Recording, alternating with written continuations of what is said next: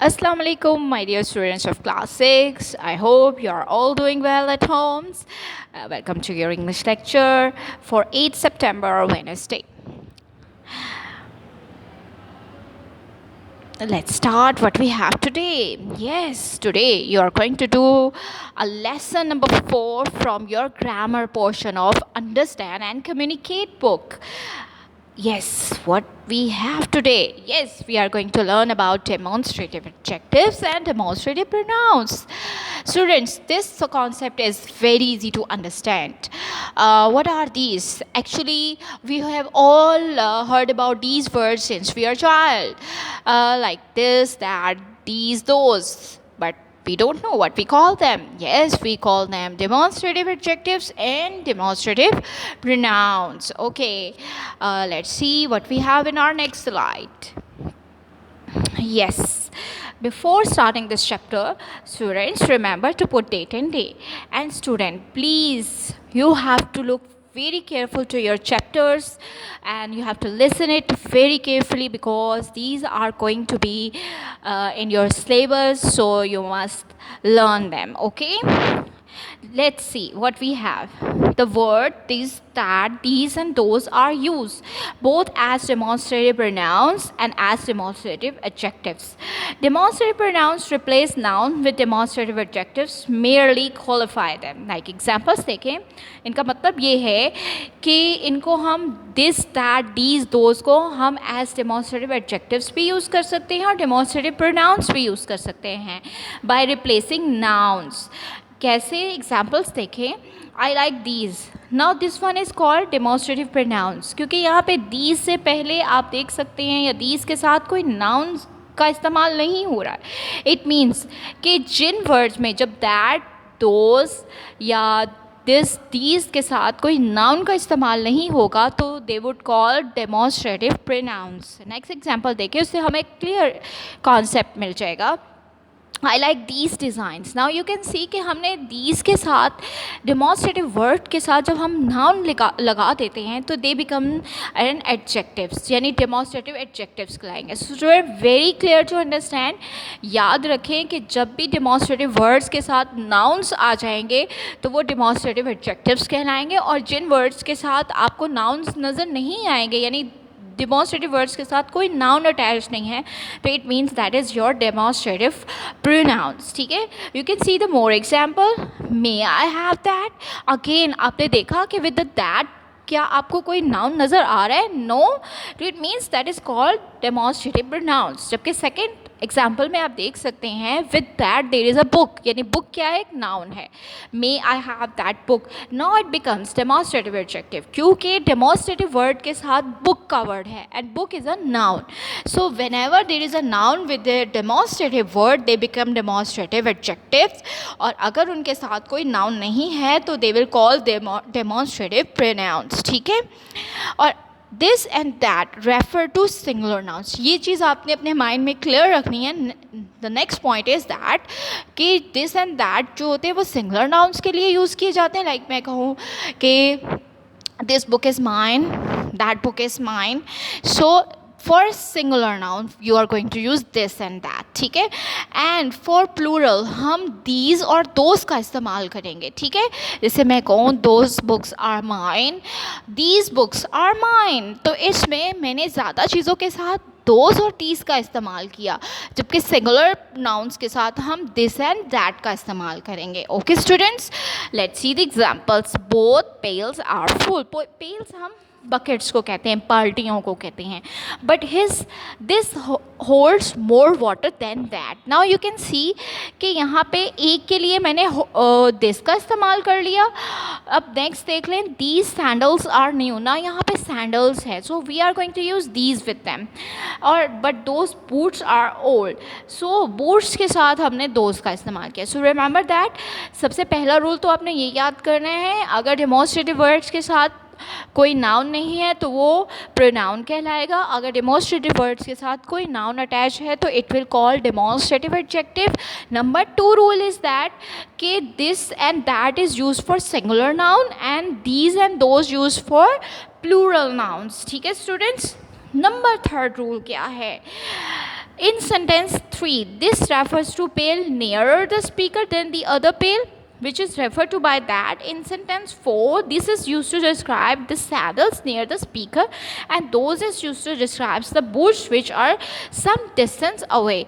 इसका मतलब ये होता है कि याद रखें स्टूडेंट्स कि दिस और दीज का इस्तेमाल हम फॉर आर नियरर ऑब्जेक्ट्स के लिए यूज़ करेंगे. जो चीज़ हमारे करीब होगी we are going to call this and these. You can see that examples कि यहाँ पे दिस जो है दिस फर्स्ट एग्जाम्पल में दिस जो है वो करीब के लिए इस्तेमाल हुआ है और दीज जो है वो भी करीब की चीज़ों के लिए इस्तेमाल हो रहा है, जबकि that and those are use for the objects which are far away या distance away हो. ठीक है. So the third rule is that you have to learn कि this and these used for the nearer object and this that and those are used for the object which are distance away यानी जो हमसे दूर होते हैं. ठीक है. Yes. Next page. This one is for examples are on page 134. अच्छा जी, this apple, these apples, that students, those students. ठीक है. Now you can see the examples. अब आपने करना क्या है. Now next is about your exercise. अच्छा, it depends on you. You want to use your pens or you want to use your pencils. ये आप पे डिपेंड करता है कि आपने क्या चीज़ यूज़ करनी है. लेकिन please students, a humble request to all of you that you have to must solve these exercises. ठीक है, ताकि हमारा काम साथ साथ हो और whenever you will come back to your schools आपका काम कंप्लीट हो और कोई हमें प्रॉब्लम ना हो कि इनकम्प्लीट काम ना रहे. ठीक है.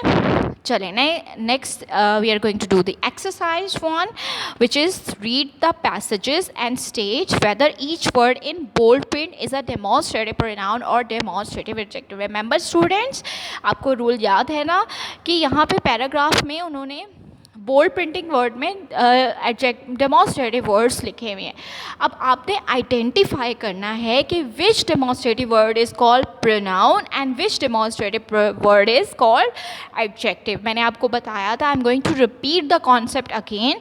याद रखें दिस दैट दोज दीज के साथ अगर कोई नाउन आएगा तो वो डेमोन्स्ट्रेटिव एडजेक्टिव होगा और अगर उनके साथ कोई नाउन नहीं है तो they will call demonstrative pronouns. ठीक है. Let's start our work.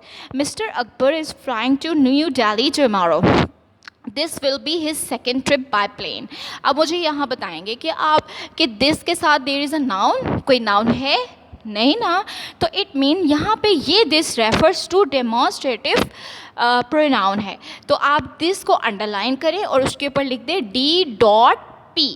यानी आपने डी और पी जो है वो कैपिटल लेटर में लिखना है. This refers to demonstrative pronoun. ठीक है. सो इसके ऊपर आप लिख लें या जहाँ आपको इजी लगे, लेकिन आपने लिखना उसी डेमोन्स्ट्रेटिव के ऊपर है जिसका हम आंसर दे रहे हैं. सो यहाँ पे जो फर्स्ट लाइन में दिस है इसको अंडरलाइन करके ऊपर लिख दीजिए डेमोन्स्ट्रेटिव प्रोनाउन, या शॉर्ट फॉर्म में लिखना चाहते हैं तो D.P कर लें. ठीक है. Next line, he was airsick the first time he was on a board a plane. That time he did not take any precaution. अब आप थर्ड लाइन में जो डेमोन्स्ट्रेटिव वर्ड देख रहे हैं, क्या आपको उसके साथ कोई नाउन नज़र आ रहा है? Can you guess? If yes, this is right. That के साथ टाइम है and time is a noun. तो यहाँ पे हम दैट को अंडरलाइन करके उसके ऊपर लिखेंगे D.P. ठीक है. डेमोन्स्ट्रेटिव एडजेक्टिव है ये. D.A आएगा. ठीक है. अब नेक्स्ट देखते हैं. This time he will get tablets from his doctor and take them as instructed. अब नेक्स्ट जो आपकी फर्स्ट पैराग्राफ की फोर्थ लाइन में दिस टाइम है, अगेन आप देख रहे हैं कि डेमोन्स्ट्रेटिव वर्ड के साथ टाइम आ रहा है, तो टाइम इज़ अ नाउन. तो हम यहाँ पे भी दिस को अंडरलाइन करके उसके साथ ही आप लिख दीजिए डेमोन्स्ट्रेटिव एडजेक्टिव यानी D.A. डी और ए को कैपिटल लिखना है आपने. Demonstrative adjective. ठीक है, क्योंकि यहाँ पे दिस के साथ टाइम का वर्ड है. नेक्स्ट एक्सरसाइज देखिए. The Seychelles are a group of islands in the Indian Oceans. These islands are a paradise on earth. Now you can see कि these के साथ यहाँ पे islands आ रहे हैं और islands noun है. तो remember demonstrative words के साथ जब nouns use होते हैं तो वो demonstrative adjectives कहलाते हैं. तो यहाँ again आप these को underline करके D dot और A लगा दीजिए. ठीक है, D dot A. Those who have been there speak nostalgically of the lovely train. अब यहाँ पे देखें, यहाँ पे सेकेंड लाइन में तो दोस्त के साथ कोई आपको नाउन नज़र आ रहा है नहीं ना, तो इट मीन्स ये दोस्त जो है किसको रेफ़र कर रहा है? येस, डेमोन्स्ट्रेटिव प्रोनाउन को. तो इस दोस्त को अंडरलाइन करके उसके ऊपर लिख लीजिए डी कैपिटल डॉट और पी. ठीक है, नेक्स्ट देखें, rare animal and bird life, sandy beaches and clear waters, the unspoiled beauty of the islands make them a heaven for those who wish to escape from the hustle and bustle of the city.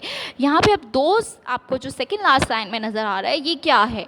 आप देख सकते हैं दोस्त के आगे जो है कोई नाउन नहीं है, तो इट मीन्स ये क्या है? येस, डेमोन्स्ट्रेटिव प्रोनाउन है. तो यहाँ पे भी हम दोस्त को अंडरलाइन करके डी डॉट पी लिख देंगे. ठीक है students. Hustle and let me tell you about the hustle and bustle word, मतलब जो शहर की एक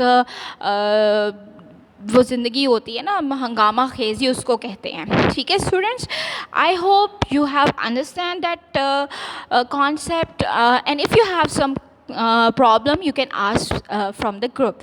Okay students, take care of yourselves. Allah Hafiz.